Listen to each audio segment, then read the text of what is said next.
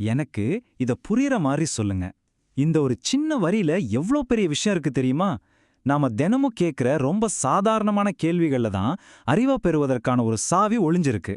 இன்னைக்கு நம்ம அப்படி ஒரு கேள்வியை எடுத்து அது எப்படி குழப்பத்தை உடைச்சு தெளிவுக்கு வழிகாட்டுதுன்னு பார்க்க போறோம்.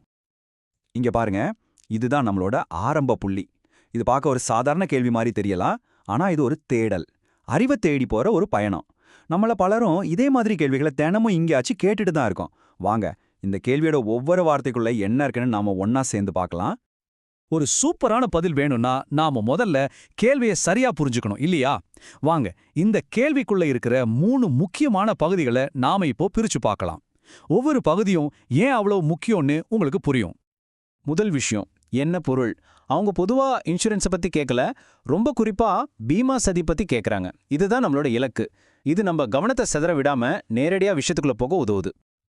ரெண்டாவதா வடிவம். அவங்களுக்கு வெறும் தகவல் மட்டும் போதாது, அத அடிக்கடி கேட்கப்படும் கேள்விகள், அதாவது FAQ ஸ்டைல்ல கேக்குறாங்க. ஏன் தெரியுமா?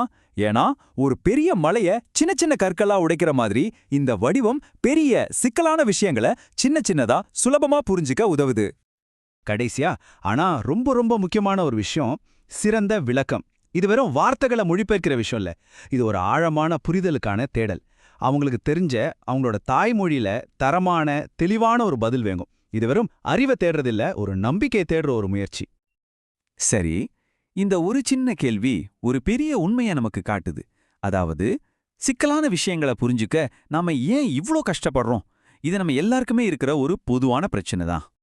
தெளிவான விளக்கங்கள் ஏன் இவ்ளோ அவசியமா இருக்கு? ஏன்னா பல நேரங்கள்ல நம்மள சுத்தி ஒரு தகவல் மூடு பனி சூழ்ந்திருக்கு. அந்த மூடு பனிக்கு என்ன காரணம்னு பார்க்கலாமா? இங்க பாருங்க, கஷ்டமான வார்த்தைகள், ஒரே நேரத்துல கொட்டப்படுற ஏகப்பட்ட தகவல்கள், எது உண்மை எது பொய்ன்னு தெரியாத ஒரு குழப்பம், அப்புறம் சரியா வடிவமைக்கப்படாத விளக்கங்கள், இது எல்லாம் சேர்ந்துதான் ஒரு பெரிய சுவரை நம்ம முன்னாடி எழுப்புது.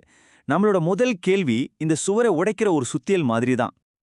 ஓகே, குழப்பங்கிற சுவரை பார்த்துட்டோம். இனி அதை உடைக்கிற கருவிகளை பார்க்கலாம். அவங்க கேட்ட அந்த சிறந்த விளக்கத்தை எப்படி உருவாக்குறதுங்கிற ப்ளூ பிரிண்ட் ஏதோ. ஒரு சிறந்த விளக்கம்னா என்ன? ரொம்ப சிம்பிள். ஒரு தகவலை தெளிவா, எளிமையா, நம்பிக்கையோட சொல்றது. எல்லாத்துக்கும் மேல கேட்கறவங்களோட தேவை என்னவோ அதுக்கு நேரடியா பதில் சொல்றது தான். இதுதான் நம்மளோட கோல். இதோ பாருங்க, தெளிவுக்கான ஒரு 5 ஸ்டெப் ப்ளூ பிரிண்ட். எந்த ஒரு சிக்கலான விஷயமா இருந்தாலும் சரி, இந்த 5 கேள்விக்கு பதில் சொன்னா போதும். 1, அது என்ன? 2, இது யாருக்காக? 3, இது எப்படி வேலை செய்யுது? 4, இதனால என்ன பெனிஃபிட்? 5, இதுல நாம கவனிக்க வேண்டிய விஷயங்கள் என்ன? இந்த 5 படிதான் குழப்பத்திலிருந்து தெளிவுக்கு போற வழி. நாம இப்போ இந்த பகுதியோட முடிவுக்கு வரோம். ஒரு தெளிவான தகவல் கிடைக்கிறதுனால என்ன ஆகும்? இது வெறும் விஷயத்தை தெரிஞ்சுக்கிறது மட்டும் இல்ல, அதுக்கும் மேல ஒரு பெரிய சக்தி இருக்கு.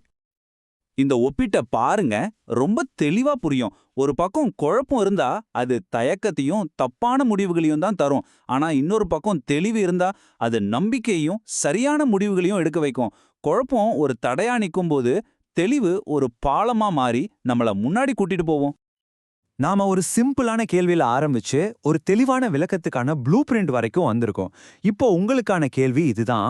உங்க வாழ்க்கையில நீங்க கத்துக்க நினைக்கிற விஷயத்துல அடுத்து எதுக்கு உங்களுக்கு இந்த மாதிரி ஒரு தெளிவு தேவைப்படுது? கொஞ்சம் யோசிச்சு பாருங்க.